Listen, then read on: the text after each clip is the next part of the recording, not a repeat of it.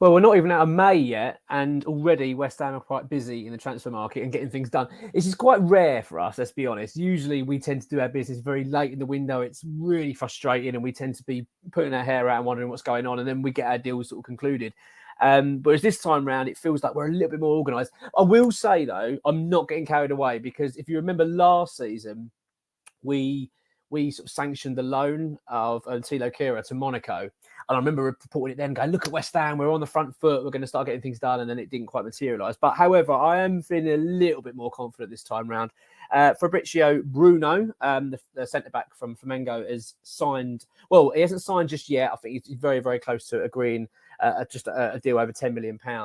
To come to West Ham. He's a 28-year-old Brazilian international. He played twice for them. He's very highly rated and a player we've been after for some time. We've been reporting this since back in mid-April from XWHU employee. So it's one that's sort of been in the works. You remember Tim Steidter went over to Brazil. That was during the January transfer window. There was talk that he was trying to get some deals sort of concluded then. So this seems to be the sort of fallout of that. It's hard to get too excited because I don't know a lot about the player, but from what I've seen and what I understand, he's very highly rated. So look, let's wait and see what happens. We need to reinforce our defence. We know it's not been good enough at all this season. What it is, though, X has reported as well, is that Bruno's going to be coming in as the replacement for Angelo Bonner as well. So Bonner will be leaving the club on the 1st of July. That's when his contract expires. So, which is, it's sad because with Ogbonna, although his time's up, don't get me wrong, he had a couple of decent performances this season, but he's also had some horror shows as well. You can just sort of see he's at the end of his time now. But he has been a remarkable sign for West Ham. I mean, and it's what's sad is that he is one of the last from the Upton Park era. I mean, there isn't many left now. You've got Creswell and Antonio. I think that might be it. I think that is it, isn't it? Yeah, I can't think of anyone else, actually, that's now remaining at the club after Ogbonna leaves. Obviously, of course, Creswell's just agreed to a new 1-year extension. Antonio, I think he's got a couple of years at the moment. Well, he's got a year and an option for a second. And we know that he's highly rated as well, Antonio, by the way, by Lopetegui. So it's unlikely he's going anywhere. So, yeah, Ogbonna's off. And we've got Fabricio Bruno in. It's now all been confirmed, I believe. The interesting thing about the Bruno one, though, which is a bit weird, which I'm not used to seeing, and I'm quite surprised we're agreeing to this, is that he's going to play his last game tonight for the side before he completes the deal to West Ham. Now, a little bit risky. I don't like it. I've got to be honest. I don't quite like that. I think if I was West Ham, I'd be like, well, no, look, you get yourself over here, keep yourself fit, because last week we needed an injury. But apparently that is going to be the case. But whether it's going to be a full 90 minutes or he's going to come on for the last 10 minutes, because it is seen as his farewell game there for the Brazilian club. So look, it's interesting, and look, why would we not be excited? It's something big.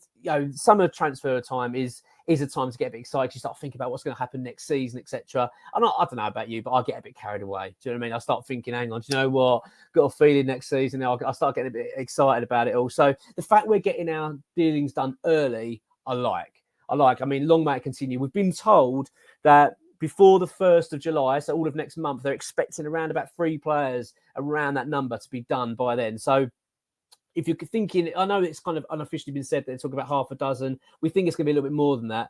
But if they're going to get sort of 3 or 4 players done by the 1st of July, i.e. when the players come back for pre-season, that's pretty much half our business done.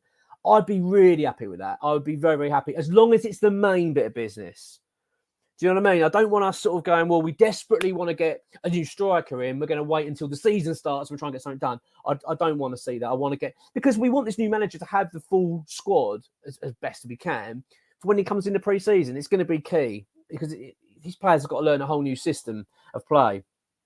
Well, let's hope so anyway, a whole new system. But yeah, he's going to need everybody in. So I'm very, very pleased. As I say, Fabricio Bruno is done. He's going to be a West Ham player. It's all been confirmed now. XWHU employees confirmed it. Fabricio Romano's confirmed it now. Here we go, and all that stuff. So it is a done deal. And the player is going to be playing for West Ham next season. So look, it's all good news as far as I'm concerned. There's a couple of other bits I want to talk about though in this video. This isn't just about this signing. I want to talk about a couple of other little bits. And it's that we talked about this previously. There's another Brazilian player after him, Wesley Gasova. Now, he's a Corinthians winger. He's also a Brazilian international. Now, he is basically very high on our list, and we're very keen to bring him over. Apparently, the deal is pretty close. However, we are also after Jota Silva. who plays for Portugal. He plays in Portugal and plays for Portugal. So I understand it. I think we're close with both players, and I think they're going to weigh up a decision of who they're going to go with. I don't think they're going to go for both because they're both left wingers. So look, let's just kind of watch this space and see what happens there. But it appears that these are the deals that are the closest at the moment. X has done a bit of an update. I'm going to talk a little bit more about that in another video tomorrow about in terms of some new transfer targets, stuff like that. But we have had a pretty comprehensive update of where things are. Striker targets, we are still looking domestically as well as abroad. Dominic Solanke being one player that we are very interested in. I've got a feeling we're going to struggle with some of these big signings. We always do anyway, and I think that's, a West Ham going to splash out 60, 70 million pound on a striker. I'm struggling to see it. And also bearing in mind with this Paqueta stuff, it's really not helping the fact that we are going to be sort of 90 million pounds short now where we expect it to be because it's unlikely now we're going to be selling Paqueta this window unless something drastically changes. So I think West Ham, although I understand it, West Ham have already drawn up plans and already had this in place before the Paqueta decision, i.e. if Paqueta can't go, what are we going to be doing? If we do sell him, this is what we're going to do. And so I think there is a plan still in place. And I understand it that our budget still exceeds £100 million. Look, I don't know the exact figure. Ex-WHU employees quite reluctant to be giving that. So we're kind of I'm going off other bits I'm reading about. But I think it's around that £100 million mark. And then bearing in mind, we've got to sell some players as well. Whether Flynn Downs, of course, stays on we don't know at this stage.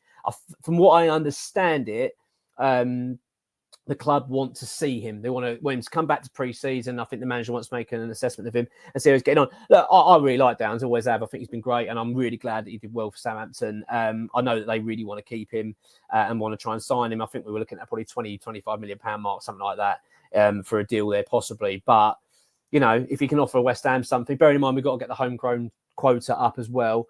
It's hard to say at the moment, but look, it's all good news. There is a little bit of other news as well I want to talk about quickly, which is the Ben Johnson situation. Ben Johnson looks like he has played his last game for West Ham, which is, I've talked about this previously. I'm really gutted about this. I think this is a really poor move from West Ham, the way we've handled it.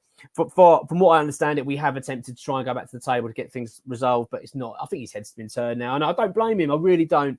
I think West Ham have handled this terribly and let this drag on and treated him far too much like a... Do you know what it reminds me of? It reminds me of when you go to work as, like I say, from school. You go from a schoolboy, go into a new job, and you're the kid of the office. Do you know what I mean? And then if you work your way up, it's almost like they don't want to give you recognition for being an adult. It's like you're still the kid. They don't want to give you a big pay rise. So you have to leave to go and get that salary or that role, and then you sort of welcome back. Do you know what I mean? It's weird. And it's like that's kind of how we're treating Johnson. It's like, oh, you're not really a Premier League player. Well, he is. He is a Premier League player, and I just think it's very short-sighted by the club. But that's the way it looks like it's going. It looks like Crystal Palace is going to be his destination, but we don't know that for certain at this stage. But they look like they're the front runners. I just think it's a shame for West Ham, and it really winds me up because we're going to let him go, right?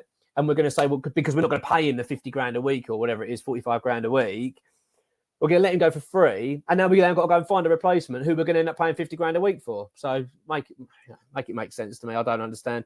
Another sad one as well is Divine Mabama, who will be leaving the club. That he will not be given a contract. And we understand it that there's championship clubs involved. Are quite keen. I think Derby County being one of them, and Sunderland, I believe, as well, also in the mix. I'm sad about this one, actually, because I had quite high hopes from Obama. Don't get me wrong.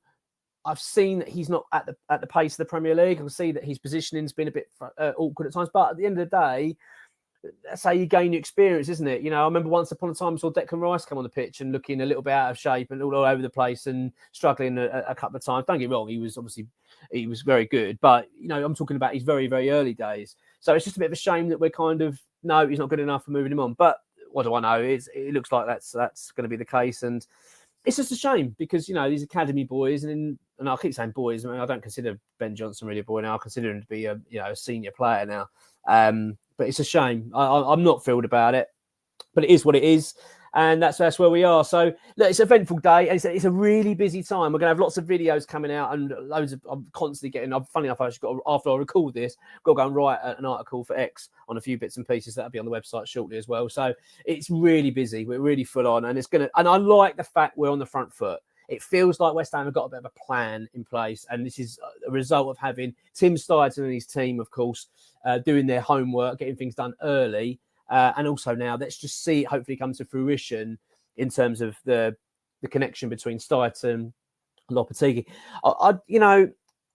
It's still West Ham.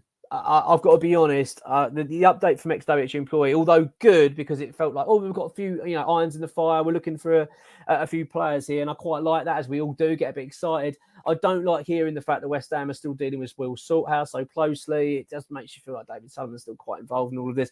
But look, it is what it is. I don't want to be negative. It's a good day. We've got our first signing over the line. It's going to be announced very soon, I believe. Obviously, you've got to do his medical, etc. But I don't know exactly the stance and all that side of it. I can't imagine he has done yet because he's got to play a game.